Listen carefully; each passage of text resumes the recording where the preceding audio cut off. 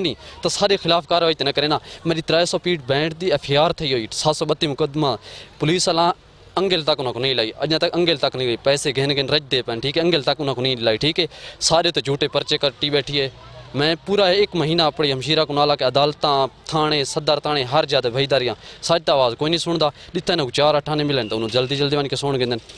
میری یہ گزارش ہے کہ انہوں کو اپیل ہے DPO صاحب بکھر کو وزیر اعظم پنجاب کو کہ انصاف کریں.